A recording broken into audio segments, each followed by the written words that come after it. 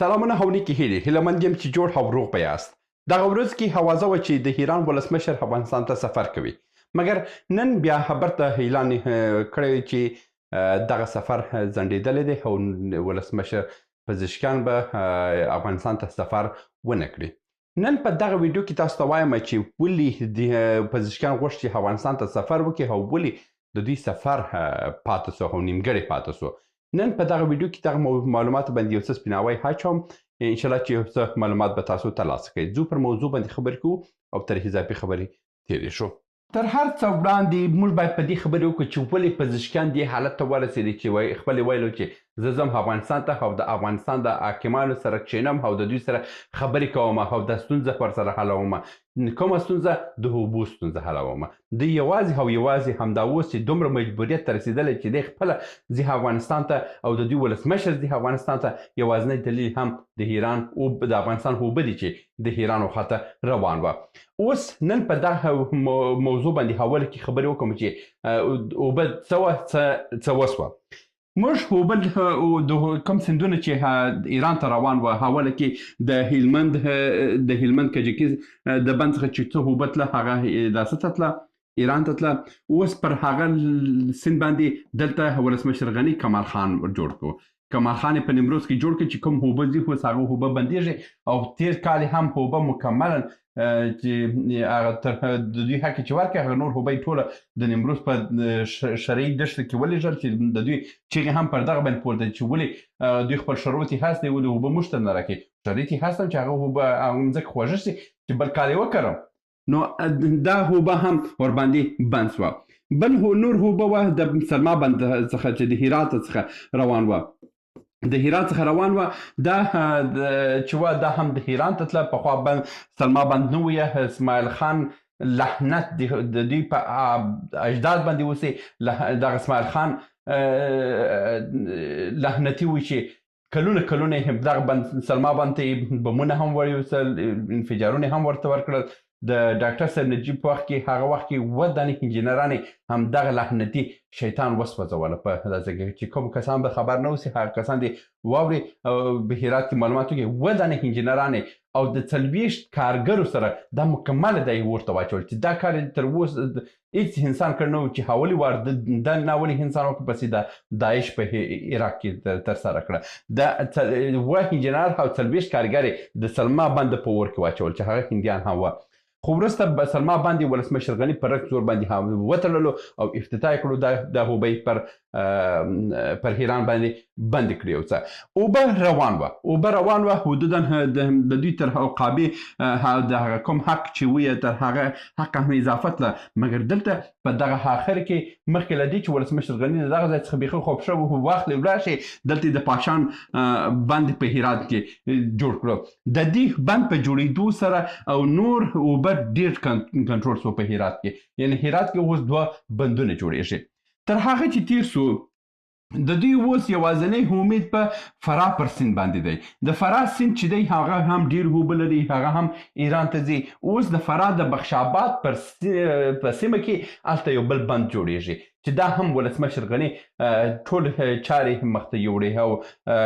خان محمد ټکل چې هغه وخت کې د برېښنا د اوبو برېښنا وزیر وی دا کارونه هغه مخ ته یوړلې او اوس دا اوسني کسانو هم په ډېر میړانه ډول باندې مخ ته وړي. آفرین دي وي پر باندې چې د بخش آباد باندې په ډېر جدي ډول مخ ته نیولې او ډېر ښه کار روان هم دی. د بخش آباد د بند د جوړېدو سره نو دا امید شته چې نور پر داسه باندې په ایران باندې اوبه تر ډېره حده هم قطع سي. اوس یو بل بند دی چې په فرا ولایت کې دی هغه به ډېر خلک په داسې کې نه اوسي. د فرا په پرچمن ولسوالۍ کې چې دا اوبه هم د غور د خوا پر پرچمن باندې راځي بخش آباد ته راځي او د بخش آباد څخه بیا داسې پر ایران. دلته په پرچمن کې هم یو بند دی، هغه د پرچمن بند هم پر پلان کې دی چې هغه هم جوړ سي. یعنی د پرچمن څخه چې د غوره څخه چې کوم اوبه راځي هلته یوه لویه کاسه ده، اول کې به هلته ذخیره سي، بیا د هغه څخه چې اوبه راځي دا بیا د فرا بخش آباد ته به ذخیره سي او د هغه ذخیرې نه وروسته بیا هلته ځي. موږ وګورئ دلته څومره ذخیرې پیدا کړي. اول کې د پرچمن په ولسوالۍ په ذخیرې کې موږ اوبه ساتو یعنی دا بند نه وځي مستقیم راځي د بخش آباد ذخیرې ته راځي د بخش آباد ذخیرې کې ډېر څه موږ مجبور چې هیلای کو هیران ته هیله کړو نو اوس دپاره که موږ د پرچمن ولسوالۍ کې لکه څنګه چې په سلما او په کجکي کې دا کار ووسو د کجکي د بند څخه چې اضافه کېږي راځي په کمال خان کې ذخیره کېږي د کمال خان څخه چې اضافه سو بیا ایران ته استو یا خپل بس ځکه باندې لیږو اوس د سلما د ایران د سلبات د ایرات د سلما د پاره بیا څه وکړه پاشان باندې جوړ کو او چې کله هم د سلما څخه اضافه کېږي په پاشان بند کې اضافه ذخیره کېږي او چې هغه ذخیره سو بیا وروسته په مځکو باندې او ایران ته هم هغه حق ورکول کېږي دلته په فراه ولایت کې د پرچمن ولسوالۍ بند چې دی او بخش آباد بند چې دی دا دوه بندونه چې دي اولا کې په پرچمن ولسوالۍ کې یو بل ذخیره چې د غور ولایت به اوبه دي هغه راځي هلته ذخیره کېږي او دلته بیا چې د پرچمن د ولسوالۍ د بند څخه چې څه هغه کاسې څخه ذخیره اوبه اضافه سوه دا پر بخش آباد باندې لکوي د بخش آباد ذخیره چې د هغه هم تر سلما بند هغه لوی ذخیره ده دا چې اوبه هلته ونیول سوه وروسته موږ کولی سو چې دا اوبه په کال په 12 میاشتې خپل ولرو او د ایران د کوم عقابه چې حق چې دی په نړیوال استاندارد باندې هغه د امسایداري هغه د طبیعت حق موږ ورکوو نور اوبه موږ ګرځوو اوس ایران پر دغه باندې څه دی چې وروره نه ته سلما هم ماته خوشي که پاشان هم باته خوشي که کمال خان هم ایسته که او کجکي هم ایسته که او بخش آباد خو بیخي مې جوړوه پرچمن هم مې جوړوه دا اوبه ټول هیله کړي چې زه پکښې کې شاد واوسم او دا کلونه ګوره ولسمشر غني په هغه وخت کې تاسو ته ویلو چې وروره زه اوبه درکوم ته به پټرول ماته راکوئ دغه ټول افغانان ور باندې وخندول چې دا ولسمشر غني څومره لیونی سړی دی پټرول یې د اوبو سره یو ځای کړه برابر کړه اوس همدغه ایرانیان وایي چې موږ ته اوبه راکړئ زه پټرول درته درکوم یعنی خبره وره یعنی اوبه ماته راکړه چې زه پټرول درته درکوم یعنی تاسو اوس پوه شوئ چې د اوبو ارزښت څومره دی نو د همدې خاطر باندې پزشکان نه حرکت وکړي چې وروره زه راځم افغانستان ته راځم او هر معاملې ته زه آماده یم هر معاملې ته هغه د ولسمشر غني معامله هم که غواړي هغه هم زه در سره کوم یعنی هر معاملې ته زه حاضر یم په دویم قدم کې اوس خبره دا ده چې ولې د سفر کانسل سو سفر په دې خاطر کانسل شو چې دلته نړیوال غبرګونونه ډېر سوه مثلا د خپل افغانان احساساتي افغانان و چې همدا اوس کې دلته په هرات کې خلک بېکوره پراته دي په کابل کې بېکوره پراته دي په فراه کې بېکوره پراته دي د افغانستان په ټولو ولایتو کې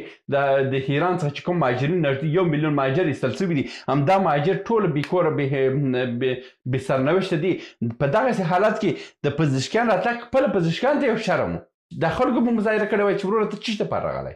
نه در کوم اوبه نه در کوم یعنی دا مظاهره 100% هم کېدله او خلکو هم کوله د اوسني کسان طالبان هم ورته شی نه ویل او دا مظاهره که په کابل کې د پزشکان د تګ سره سوی وای نور د پزشکان خبرو په نړیواله سطح باندې تللي وه نو د همدې حمله دوی خپل سفر کنسل کړل چې اوس دپاره زه یې نسم کولی اوس نه راځم یو څه وخته بعد به زه درسم مګر دی راځي 100% دی راځي او که رانغلو هم اوبه ورباندې کم کوي او چې کم کې د خپل په ځغاستو به درته راسي او چې راغی په دریمه خبره کې زه تاسو ته وایم چې دریمه خبره څه شی ده دریمه خبره دا ده اوسنی حکومت ورځه ورسره کښېنه ورته ووایه ورته وروره زه درته اوبه در کوم زه در سره تجارت کوم زه در سره ورورولي کوم زه ستا دشمن خپل په کور کې ځای نه ورکوم خپل ستا دشمن ته مګر ته هم په غیرتمندانه ډول باندې ما سره کار وکړه د سکندر مقدوني د وختې پورې چې کم دشمن پر تا باندې راغلی تا یې لاس نیولی تا افغانستان ته راوړی او پر ما دې حمله هم کړې په ما باندې هر ناروا دې خپل د حد رسه کړې ده مګر نن چې مجبور نن بیا زه تاسو څخه حق غواړم وروره په میډیا کې افغانستاني در سره نه منم افغانۍ منم او که د دا میډیا خپل میډیا د کنټرول نه کړه په ټوله دنیا کې چې ستا استخبارات باندې کوم کار د فرانسویانو سره دا پروژې پر احمد شاه مسعود شیطان سره په ګډه باندې دا پروژه مو شروع کړه چې افغانستاني چې هغه پروژه ختم نه کړي دا حالت نه سمیږي بل ورته وایي چې په تجارت کې 50 درکوم 50 به راکوي داسې نه دی چې زه خاص به ته 100% ته به ماته را انتقالوي زما سودا به ته نه کوي همدا اوس په میلیاردونو ډالر باندې زه ته ایران ته هستم مګر ایران ما څخه جنس نه اخلي نه زه به یې 50 په 50 باندې معامله در سره کوم که کوي هغسې او که نه کوي په هېڅ صورت یې نه کوم بل خبره دا ده چې نور سره خطونه دې نه منم نه د فارسي درته سره ختمنامه، نه د شیعه مذهب درته سور ختمنامه، او نه هم اضافي سور خطونه در سره منامه. په یو وخت کې جمهوریت و هر ناروا چې و هر چې وویه، مګر اوس کې ستا یو سور ختم نه منم. که غواړې چې را سره د ورورولي وکړي، دوستي وکړي، همسایتوب وکړي، په صحیح باندې راسه در سره کومه، او که دا وار کې ناروا وکړه دا وار کې بیا زه در سره کومه. ځکه ایران په دې پوهېږي چې افغانستان هیڅ شی د بایللو لپاره نه لري. همدا اوس زه هیڅ شی د بایللو نه لرم. ایران دې پر ما مشرکان وایي زر وار دې هغه د دوی هایپرسونیک پر را باندې ولګوي. په کوم ځای ولي؟ د افغانستان کوم ځای به ولي؟ خو دا داسې وطن دی چې په هر کلي کې یو کلی دی 10 نفره دی، بیا 10 کیلومتر په هاخوا بل کلی دی 10 نفره دی. خو ته په هر کلي باندې چې په هر 10 کیلومتره کې ته یو توغندی وایي یا یو هایپرسونیک وایي، وی اوس موږ د بلا موږ په کیسه کې هم نه یو. نور اسرائیل نه یو چې دومره یو کوڅه ځمکه مو اوسي او موږ وبیرولو چې موږ د بای نه وړي. موږ چې هر ځای ویوه، مګر موږ بیا کوم په خالي لاس باندې هم حمله در باندې وکړه، بیا په هغه وخت کې بیا ته ټینګ. نو دا دوی پوهېږي چې افغانستان هېڅ شی د لاس ورکولو دپاره نه لري. په دا خاطر باندې خو پښه ټینګه کوي او خپل حق په صحیح ډول باندې واخلي. دا و د نن ورځې ویډیو. هیله یو چې څه مو ترلاسه کړی اوسئ. تر بیا هم په الله سپارم. ښې چارې. سلامونه. موږ ډېر موضوعات جوړ کړي دي. که سیاسي موضوعات غواړئ ووینئ نو دلته کلیک کړئ، او که غواړئ اقتصادي موضوعات وګورئ نو دلته کلیک کړئ، او که غواړئ چې د تل لپاره را سره واوسئ نو دلته کلیک کړئ او چینل سبسکرایب کړئ. مننه.